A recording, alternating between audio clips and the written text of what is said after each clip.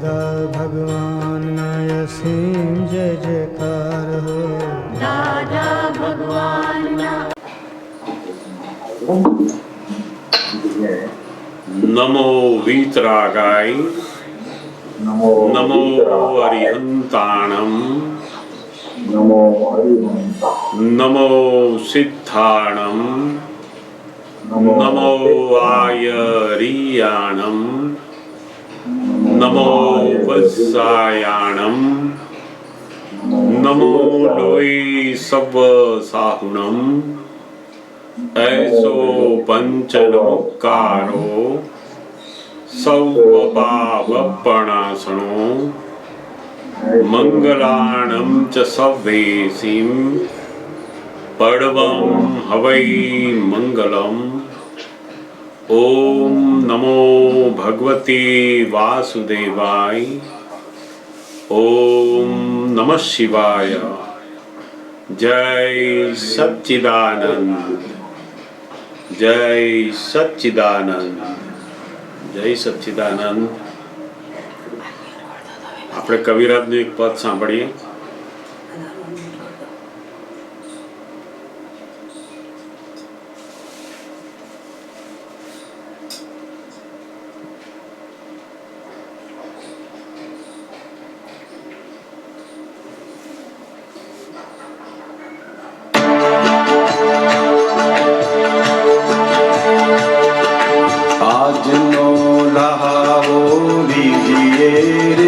સદા વર્તમાને જીએ.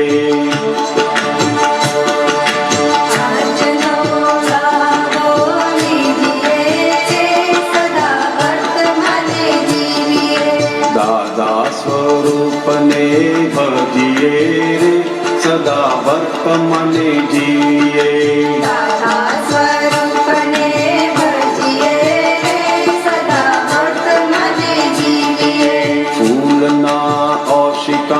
फूलना बिछाना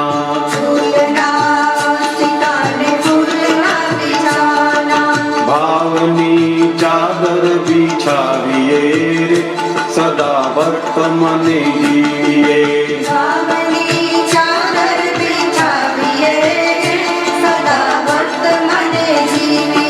फूलना तकिया ने फूलनी गदीમાંથી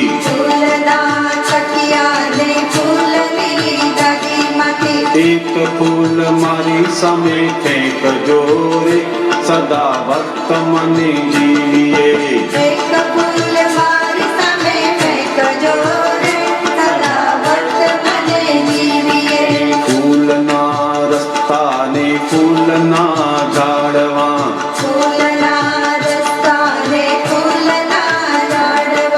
ફૂલનો પવન ફૂંકાવજો રે સદા વર્તમાને જીવીએ.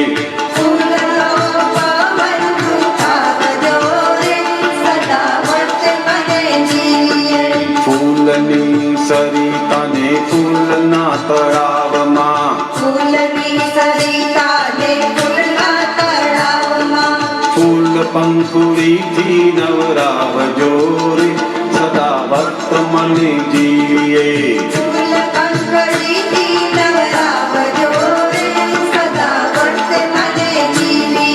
ફૂલના સરોવર ને ફૂલના તરંગો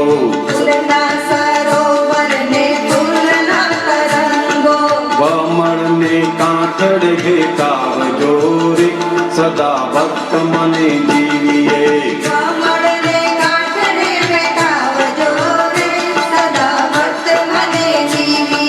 ફૂલના પાંદડા ને ફૂલના મૂળિયા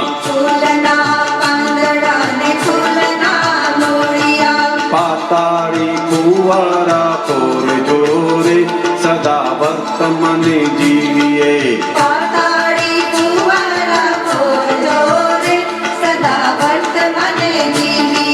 ફૂલનો દરિયો ને ફૂલના પાણી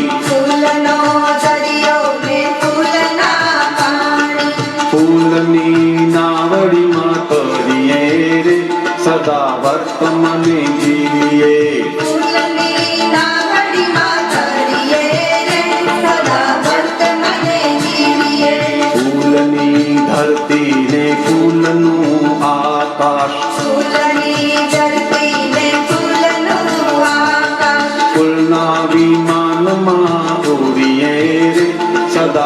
ભક્ત મને જીવીએ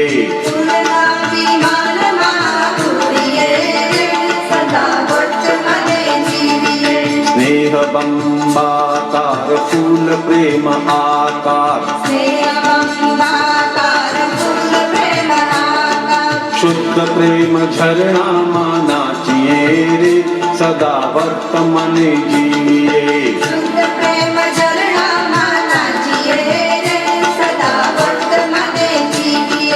વાદળાની પાલખીમાં બેસીને દાદાજી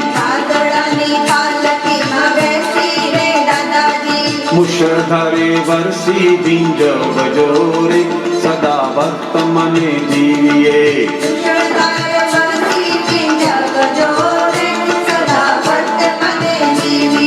પ્રેમની નદીઓમાં અહંકાર વહે તો ભક્તિમાં ભસ્મીભૂત હું પદરે સદા વર્ત મને જીવીએ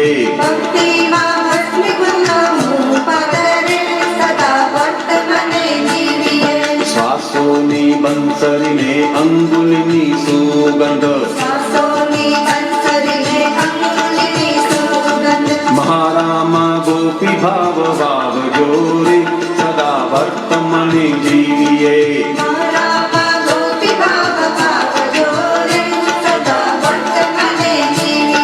પામર અજ્ઞાની ને જ્ઞાન ફૂલ સિંચન સિદ્ધ પ્રેમ પોષણ પીવાડજો રે સદા વર્ત મને જીવીએ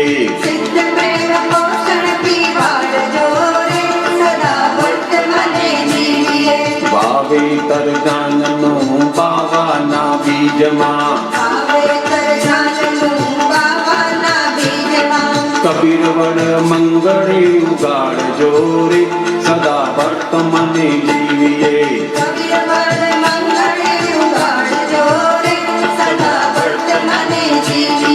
પંચાના વાડથી જ્ઞાન બીજ રક્ષણ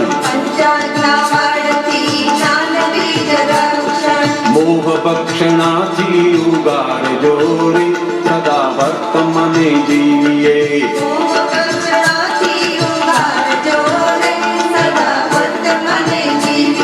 મનમાં ગોકુળ ગુમે મહાવિદેહી પૂનમે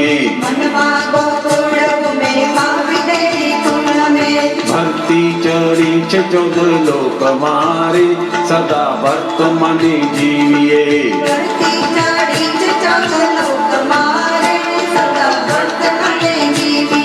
મુળજી ઝવેરના હીરાનું ઓજસ સિદ્ધ ક્ષેત્રી ચરોતરી ચણ તરજો સદા વર્ત મને જીવીએ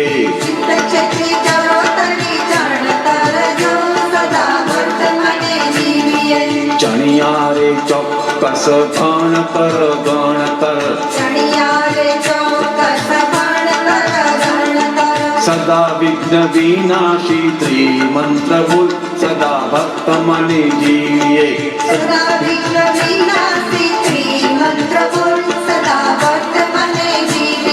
શબ્દો ભલે જડ ગુણ પુદ્ગલ ના હોય પણ ચેતન ના ગુણ પ્રગટાવશે રે સદા વર્ત મને જીવીએ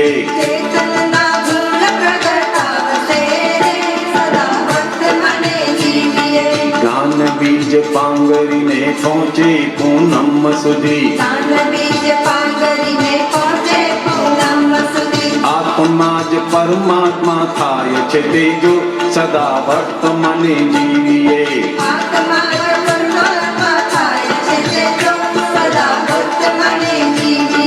અમૃત સ્વધારાથી સિંચાયા મોક્ષ ફળ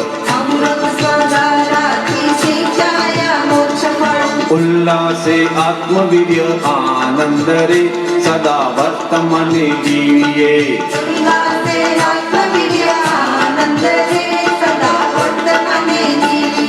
અપૂર્વ ઉપયોગે મંગળનો બાવલો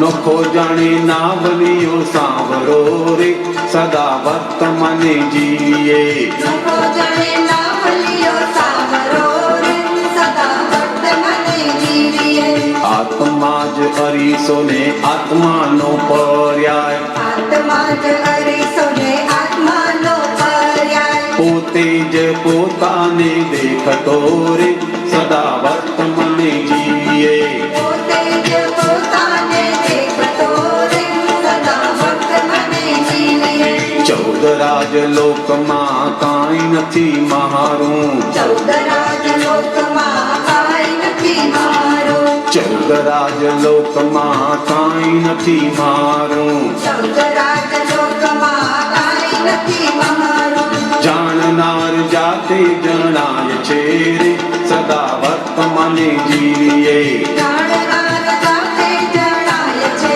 રે સદા વર્તમાને જીવીએ જાણનાર જાતે જણાય છે રે સદા વર્તમાને જીવીએ જાણનાર જાતે જણાય છે રે સદા વર્તમાને જીવીએ વર્તમાને જીવીએ વર્તમાને જીવીએ વર્તમાને જીવીએ વર્તમાને જીવીએ વર્તમાને જીવીએ વર્તમાને જીવીએ વર્તમાને જીવીએ વર્તમાને જીવીએ વર્તમાને જીવીએ વર્તમાને જીવીએ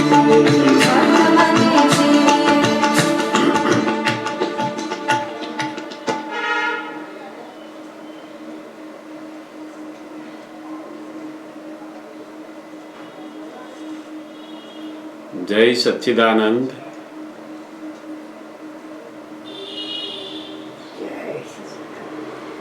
બહુ સુંદર કવિરાજના એક એક પદો આપણે સાંભળતા જઈએ છીએ.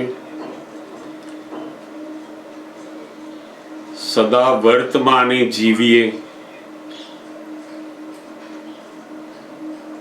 સામાન્ય રીતે જીવન વર્તમાનમાં ઓછું જીવાય, પણ ભવિષ્યકાળનું અને ભૂતકાળના જ અંદર જિંદગી જીવાતી દેવાય છે.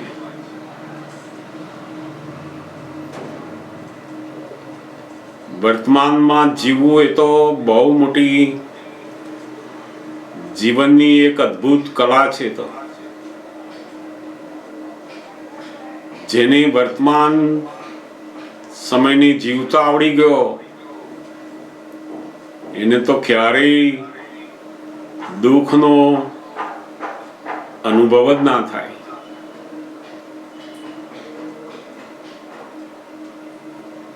વર્તમાનની અંદર જીવવું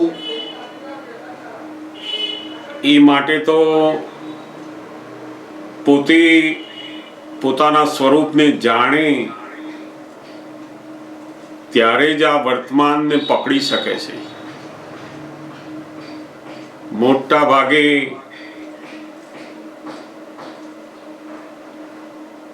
જગતના દરેક લોકો ભવિષ્યને વાગોળ્યા કરતા હોય, ભૂતકાળને વાગોળ્યા કરતા હોય. જેને વર્તમાનની અંદર જીવતા આવડી ગયો એ તો કાળ એને વશ થઈ ગયો કહેવાય. અને એ ત્યારે જ શીખાય છે કે જ્યારે આ જગતની બધી વાસ્તવિકતા એની સમજણમાં આવે છે. ભૂતકાળને તો લોકોએ ભૂલવું હોય છે, પણ ભૂલી શકાતું નથી. ઘણા બધા ભૂતકાળના જે પ્રસંગો હોય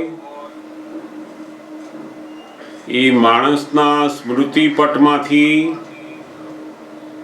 એ ડિલીટ થતા નથી.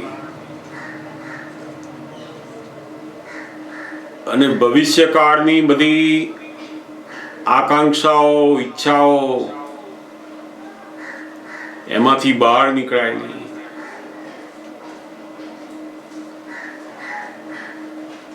જ્ઞાની પુરુષનું સૌથી મોટું લક્ષણ જો આપણે જોઈએ તો એ નિરંતર વર્તમાનમાં રહેતા હોય. આ એક બહુ જ મોટું લક્ષણ એમના જીવનમાં આપણને જોવા મળે. કવિરાજે બહુ જ સુંદર આ દાદા ભગવાનની હાજરીમાં પણ આવા પદો ગવાતા. એ પોતે બેઠેલા હોય અને એમની હાજરીમાં એમનું વર્તમાનનો લાભ ઉઠાવવાનો જે અમૂલ્ય લાભો હતો એની કવિરાજ બહુ જ સુંદર રીતે વ્યક્ત કરી છે.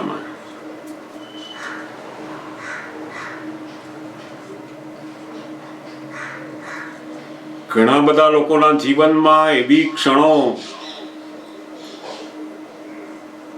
કુદરતી રીતે આપણને મળતી હોય છે કે ફરી ક્યારેય એવી ક્ષણ ભેગી નહીં થવાની, પરંતુ મોટા ભાગે આપણે એ ક્ષણનો સૌથી વધારે ઉપયોગ કરવાના બદલે ભવિષ્યકાળ અને ભૂતકાળમાં એનો ઉપયોગ કરવાનો વિચારીને મૂકી દઈએ છીએ. બહુ જ સુંદર પદ આ કવિરાજે મૂક્યું છે. અને આપણે જેમ જેમ આ જગતની વાસ્તવિકતા જાણતા જઈએ છીએ અને એમાંય આ જગતનો કોણ ખરેખર કરતા છે એ સમજાતું જતા આ ભવિષ્યકાળની જે ચિંતાઓ છે, ભવિષ્યકાળની અંદર જે જીવવાનું છે એની મેળે જ ઘટતું જાય.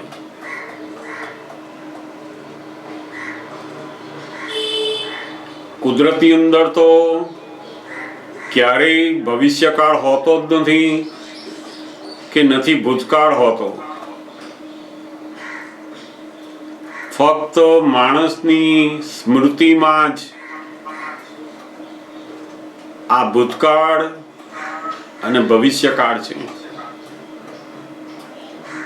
વાસ્તવમાં તો ભૂતકાળ છે જ નહીં અને ભવિષ્યકાળ પણ છે નહીં. નેચરની અંદર હંમેશા વર્તમાન જ હોય છે.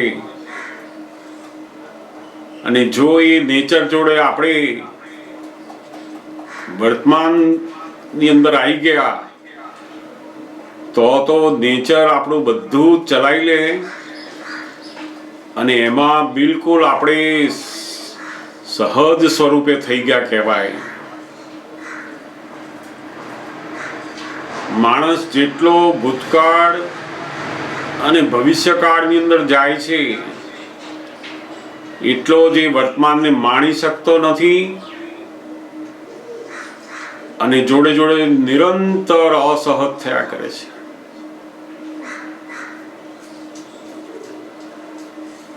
આપણે જોઈએ પક્ષીઓ, પ્રાણીઓ બધાય વર્તમાનની અંદર જીવી રહ્યા હોય છે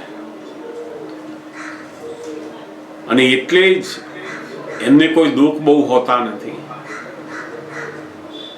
મનુષ્ય એકલા જ એવા ડેવલપમેન્ટ વાળા છે અને ડેવલપમેન્ટના કારણે એ પોતે ભૂતકાળ અને ભવિષ્યકાળમાં જતા રહે છે અને એમાં જ પોતાનો વર્તમાન અને એનો આનંદ ખોઈ બેસે છે. દાદા ભગવાનના જ્ઞાનની સૌથી મોટી વિશેષતા પણ એ છે કે આપણને એ ધીમે ધીમે વર્તમાનની અંદર જીવતા કરે છે અને એટલે જ આપણે જીવનને ખરેખર આનંદથી જીવી શકીએ છીએ. પછી બહુ સુંદર કવિરાજનું પદ માણ્યું. તમારામાંથી કોઈને પ્રશ્ન હોય તો જરૂરથી આપણે લેતા જઈએ. મારી પાસે 2 પ્રશ્નો મૂકેલા છે પણ એ પછી લઈએ આપણે. તમારામાંથી કોઈને પણ જો પ્રશ્ન હોય તો જરૂરથી પૂછશો.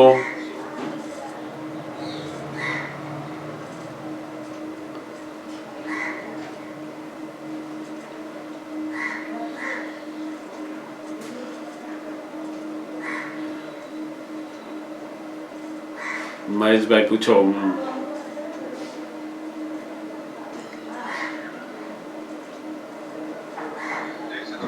જય સચ્ચિદાનંદ. આપણે આ પદ ગાયું એમાં ફૂલડાની વાતો થઈ ને, એ ફૂલડાના નાવડી ને બરાબર. જરા એના વિશે આપણે સમજવું હતું. હા, એ જરૂર. કયા ફૂલડાનો ઉલ્લેખ દાદા કરે છે, જરૂર. કવિરાજ કરે છે? જરૂર જરૂર. આજે કવિરાજે રૂપક મૂક્યું છે અહીંયા. ફૂલ એ રૂપક તરીકે છે. તો કે આ જે ફૂલ છે એ હંમેશા દરેકને પ્રિય હોય છે. ફૂલની સાથે એની જે કોમળતા, એનો જે રંગ, એની જે સુગંધ, આ બધા ગુણોને કારણે એ ફૂલ એક એવું પ્રતીક છે કે એને જોતા જ દરેકને આનંદ ઊભો થાય છે. એવી રીતને આખી પ્રકૃતિ એ ફૂલ જેવી કોમળ બને, સુગંધવાળી બને,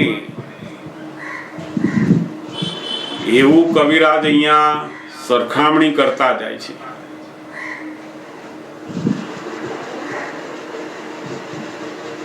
પ્રકૃતિનું જે કંઈ પણ વર્તન છે, પ્રકૃતિની જે કંઈ પણ વાણી છે, એ વાણી ની અંદર જે કોમળતા આવતી જાય, એ કોમળતાના બિછાના, ઓશિકા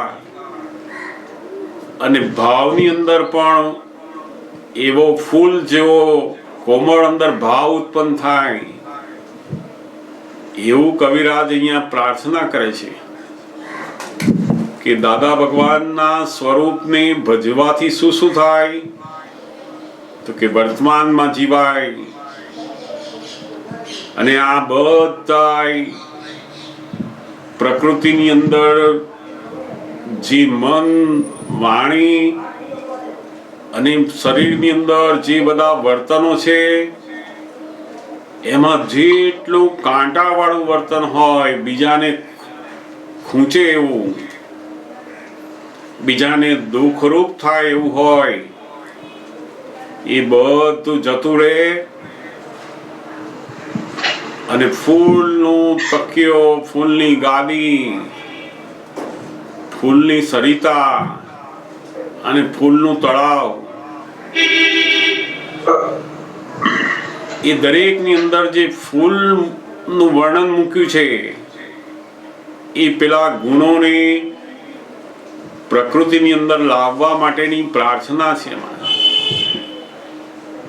કે અમારું જીવન કેવું હોય? તો કે ફૂલની સરિતા જેવું. આપણી જોડે કોઈ માણસ આવે તો બિલકુલ એને આનંદ આયા કરે.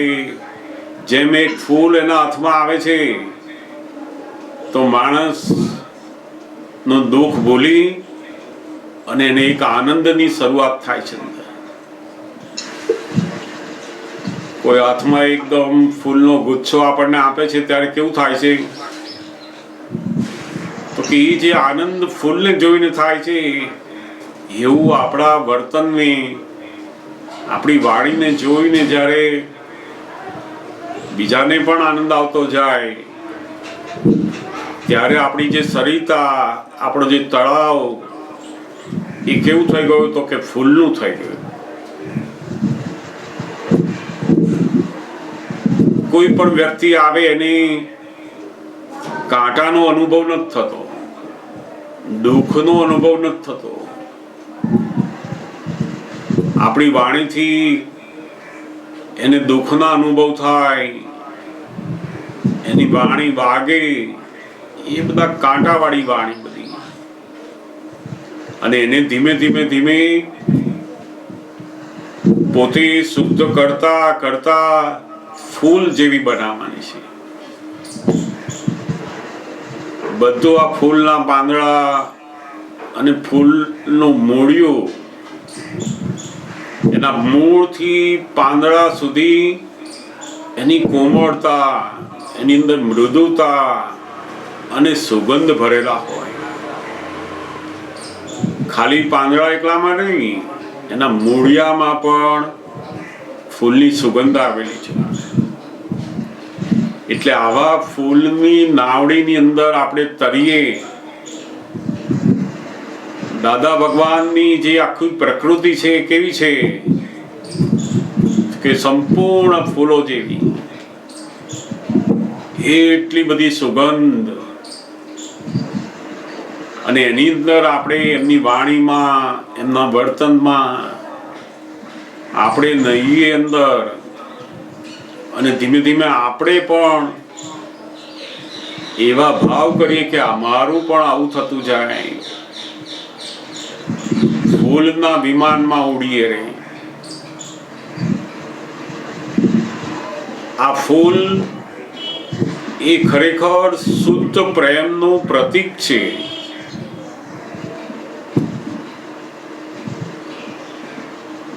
કોઈ પણ વ્યક્તિનો એકદમ કોમળ, બીજાને દુઃખ ના થાય એવો વ્યવહાર, એ જ એને પ્રેમ ઉત્પન્ન કરે છે. અને આવા પ્રેમની નદીની અંદર દરેક વ્યક્તિઓ નાયા વગર રહી શકે નહીં. એને ખૂબ આનંદ આવે એમાં. દાદા ભગવાનનું જે આખું જીવન છે કેવું છે તો કે આ ફૂલ જેવું, શુદ્ધ પ્રેમની નદીઓ જેવું. એ નદીની અંદર એમનો પ્રેમ વહેતો હોય, વહેતો હોય, વહેતો હોય. આપણો પ્રેમ તો પેલો ઘાટ વાળો હોય. ફૂલને કોઈ દિવસ ઘાટ નથી હોતો હું આને સુગંધ આપું અને ના આપું. એ તો દરેક જણાને પોતાની સુગંધ જેમ છે તેમ આપે છે. કોઈને કદાચ એની તંદુરસ્તી બરાબર ના હોય અને સુગંધ ના આવે, તોય પણ ફૂલ તો પોતાનું કામ કર્યા જ કરે છે. એટલે દાદા ભગવાનની જે વાણી છે, એમનું જે વર્તન છે, એમના જે ભાવો છે, એ બધા આ શુદ્ધ પ્રેમની અંદરથી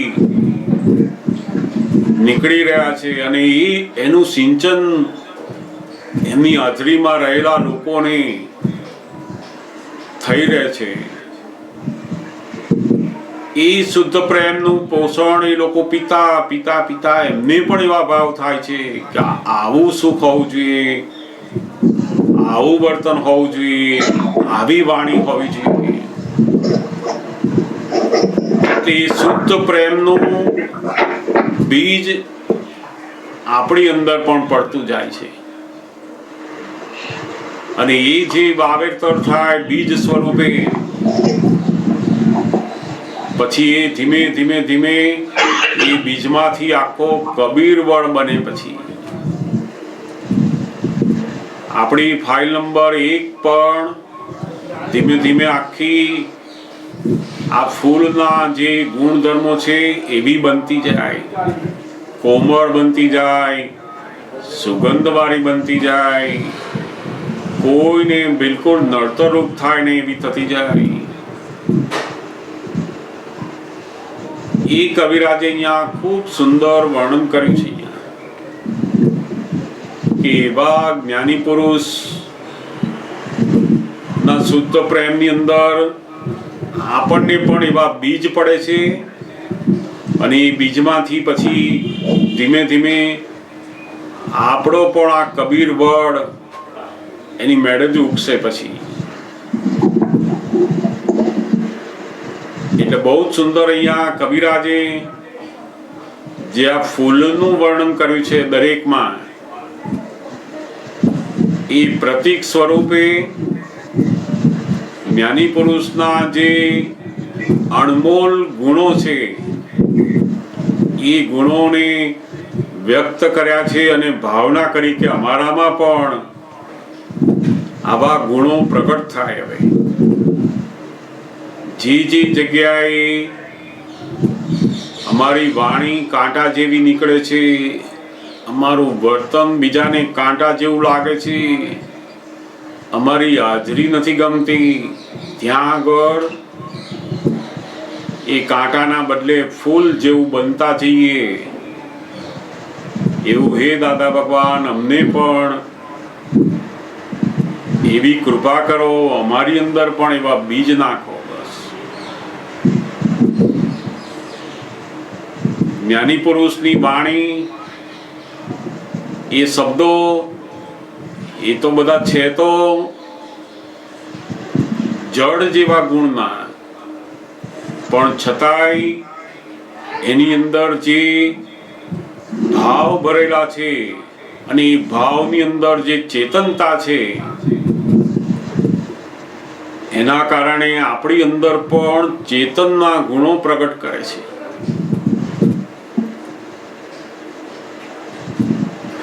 ફૂલ જેવી વાણી, જે ફૂલની અંદર સુગંધ એટલી બધી છે,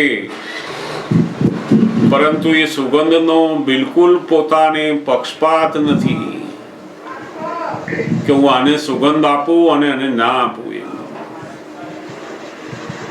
ફૂલ પોતાની સુગંધ એ મૂકતું જ જાય છે, મૂકતું જ જાય છે. જેને જોઈતી હોય લે.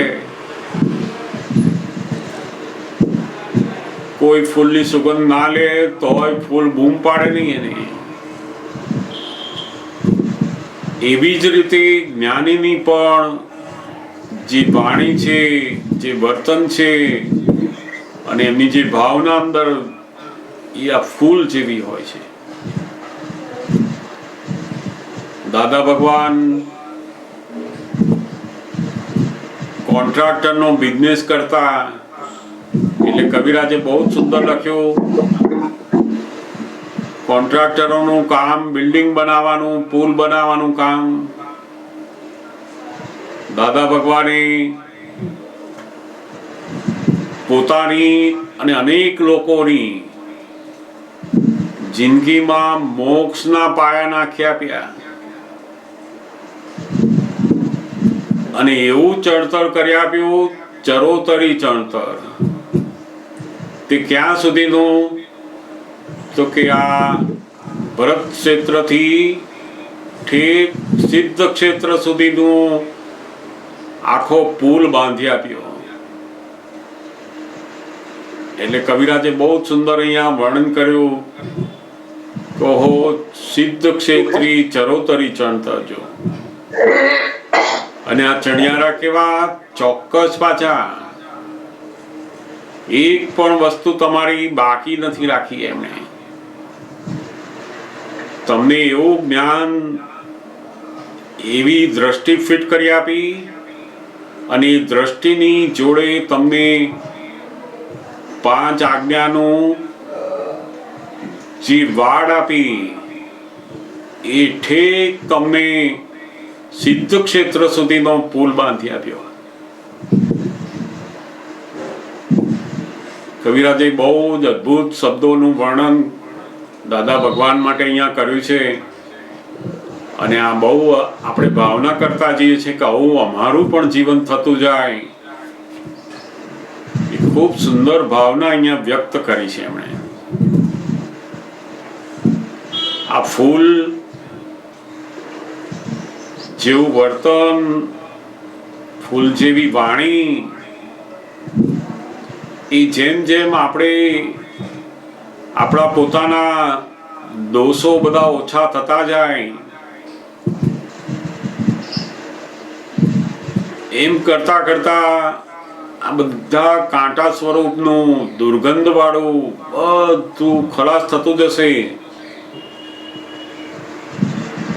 અને નવું આ સુગંધ વાળી બધી વસ્તુઓ, ફૂલ જેવું વાણી, વર્તન બધું થતું જશે. લોકો અથાક મહેનત કરે ફૂલ જેવું બનાવવા, પણ જ્યાં સુધી ક્રોધ માન માયા લોભના કષાય છે ત્યાં સુધી એનું વર્તન, એની વાણી, એનો જે વ્યવહાર છે બધો એ ફૂલ જેવો આવી શકે નહીં. ફૂલ જેવો દેખાઈ શકે ખરો, પણ ફૂલ જેવી સુગંધ વાળો બની શકે નહીં.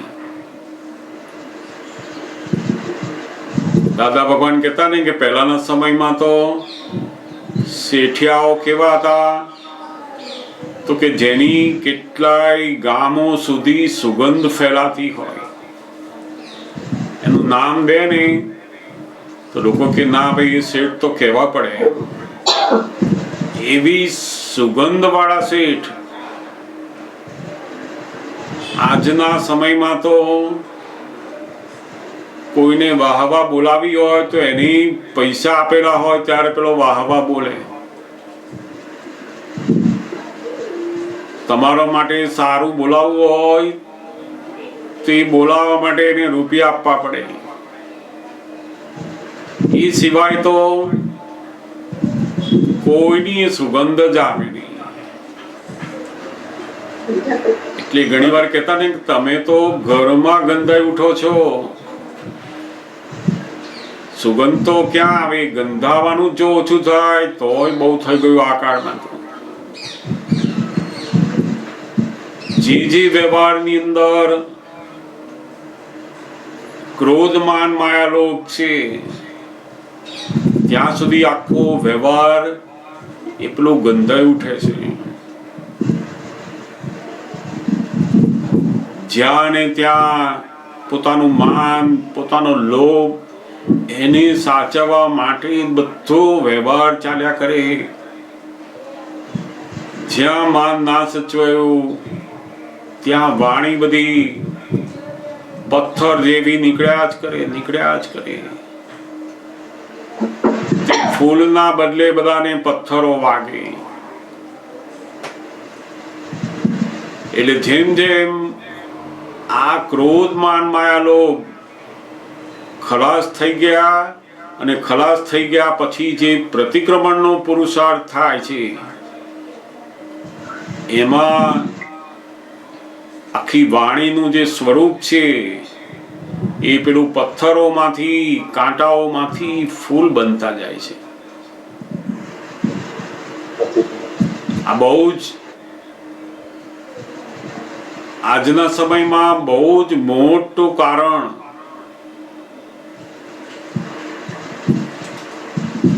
કે જીવન જે આખું કાંટા વાળું, ક્લેશ વાળું, કકડાટ વાળું, નિરંતર મતભેદ વાળું, બહાર બધા બગીચા ઉગાડ્યા હોય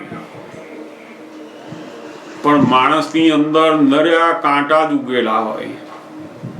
બેઠો હોય બગીચામાં પણ અનુભવ કરે કાંટાનો.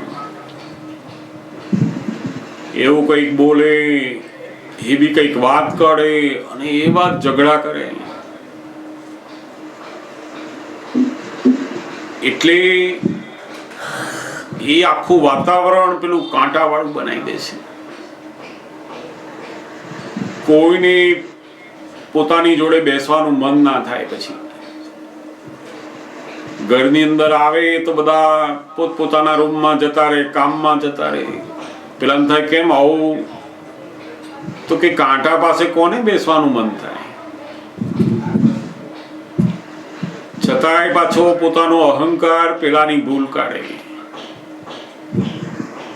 એને એવું ખબર નથી પડતી કે મારા કાંટા છે એના કારણે કોઈને ગમતું નથી.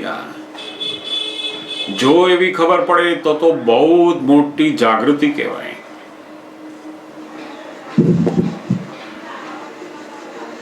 જ્યાં સુધી આ ક્રોધ માન માયા લોભ છે ત્યાં સુધી બધા ઘાટ પડેલા છે. પોતાનું જ જોવામાં, પોતાને જ મેળવવામાં, મારું શું બસ. અને એની અંદર તો કાંટા કરતા આગળ જતા જતા તલવાર અને ચપ્પા લઈને બેસી જાય, એટલા બધા વેર બાંધી દે ત્યાં સુધી આવી જાય. આજના સમયમાં બહારના હથિયારો બહુ ઓછા વાપરે લોકો, પણ આ કશાયોના હથિયારથી જ જીવન જીવાય છે. અને એટલે જ ભયંકર કર્મો, ભયંકર દુઃખો ભોગવી રહ્યા હોય છે. બાકી આ કાળ તો એટલો સુંદર, એટલી બધી ટેકનોલોજી, એટલી બધી સુખ સગવડવાળો છે, છતાંય માણસ એકદમ તડફડા મારી રહ્યા છે કે સુખ ક્યાંથી મળે, સુખ ક્યાંથી મળે. બસ એનું કારણ જ એક જ છે કે જ્યાં સુધી આ ક્રોધ, માન, માયા, લોભ છે અંદર, ત્યાં સુધી એની સાચી સુગંધ, સાચી કોમળતા, માનવતા આ બધું આવતું નથી. પછી સમજાવ્યું. એટલે કવિરાજે બહુ જ સુંદર દાદા ભગવાનનું ચારિત્ર અને એવી ભાવના એ વ્યક્ત કરી છે અહીંયા. અશોકભાઈ, બહુ જ સુંદર, બહુ સુંદર વાત થઈ. કારણ કે ખાલી ફૂલડામાંથી મને પ્રશ્ન થયો, પણ વાણી, વર્તન, વ્યવહાર, હવે એમાં વિચાર આવી જાય. કારણ કે વિચાર પર તો આપણું કોઈ કંટ્રોલ નથી. અને બીજી વાત કે ઘરની વાત કરીએ આપણે તો ફાઇલ 1 પોતે અને ફાઇલ 2, તો સવારથી સાંજ સુધી નાના મોટા પ્રસંગો, વાતચીત, કંઈક ને કંઈક કોમ્યુનિકેશન વખતે કટુવાળી જ નીકળતી હોય, કાંટાવાળી વાણી નીકળતી હોય. એકબીજાને સામે ગમે નહીં, કાં તો અહંકાર ગવાય, કાં તો બોલવાનું ગમે નહીં, કાં બોલવાનું બંધ થઈ જાય. બરાબર છે. હવે શું છે કે તમારા જવાબ તો મળી ગયો એવું લાગ્યું મને થોડું આમાં, કે જ્યાં સુધી ક્રોધ, માન, માયા, લોભ છે ત્યાં સુધી આવી વાણી નીકળવાની. અને એના માટે પ્રતિક્રમણ એ સરસ માધ્યમ છે કે જેથી તમારી વાણી, કારણ કે વાણી સુધારવા માટે, વિચાર સુધારવા માટે, વર્તન સુધારવા માટે પણ ભાવ તો છે જ, અને પાછું બીજો પુરુષાર્થ માગે થોડમાં. હા, એટલે આપણને આ શુદ્ધાત્માનું ભાન થયા પછી હવે જે વાણીનો વ્યવહાર થાય, વર્તન થાય, વિચાર આવે, એ વાણી બીજાને દુઃખદાયી થાય એટલે તરત જ આપણને આ જ્ઞાનની જાગૃતિમાં હવે દેખાતી થઈ કે આ કાંટો છે. પહેલા તો આપણને ખબર જ નહોતી કે આને કાંટા કહેવાય. એવું આપણને તે પહેલા એવું જ હતું કે આવું આપણે ચલણ ના રાખીએ ને તો આ સીધું કામ જ ના કરે. એટલે પહેલા તો આ કાંટો છે એવી ખબર જ નહોતી. હવે ખબર પડી આપણને. હવે આ કાંટો ઉગેલો છે, એનું મૂળ શું છે? તો કે આપણા જે પેલા ભાવ અંદર મૂકેલા, અભિપ્રાય મૂકેલા, એ જેટલા અવળા અભિપ્રાય મૂકેલા, એનું ફળ આજે પેલી વાણી વખતે નીકળે છે. વાણી નીકળે એટલે તરત ખબર પડે કે આની પાછળ આપણા જે પેલા ઊંધા ઓપિનિયન પડેલા છે, એ ઓપિનિયનને હવે ત્યાંથી બદલી નાખવાના, પ્રતિક્રમણ કરવાના અને દ્રઢ નિશ્ચય કરવાના છે કે મારી આવી વાણીથી કોઈને દુઃખ ના હોવું જોઈએ. એનો જબરજસ્ત અંદર પસ્તાવો કરે અને પોતે જેમ જેમ દ્રઢ નિશ્ચય વાળો બનતો જાય એમાં, એમ આ બધા કાંટા ઓછા થતા જાય. ત્યાં હવે એનો બહુ મોટો પુરુષાર્થ મૂકેલો છે. અહીંયા આપણને હું શુદ્ધાત્મા છું એ પુરુષાર્થની અંદર આયા, પુરુષ થયા એટલે ઓળખાણ થઈ કહો આ તો બધું કાંટાવાળું છે. એટલે હવે પેલા ભાવ બીજની અંદર આપણે નાખીએ છીએ કે આવી વાણી મને ના હોય,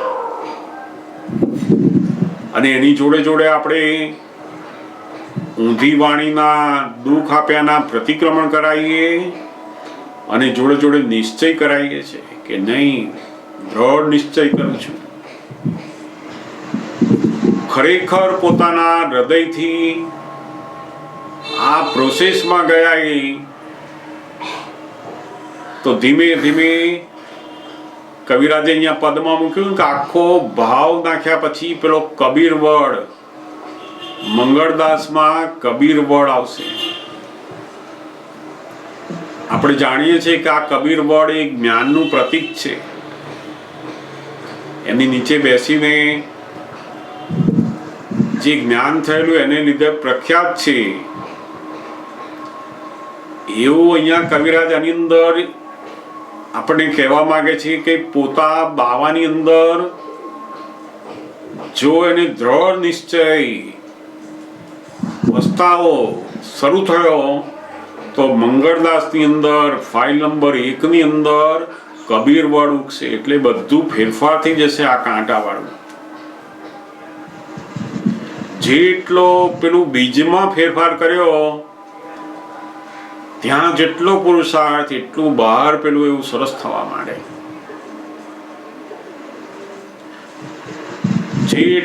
જેટલા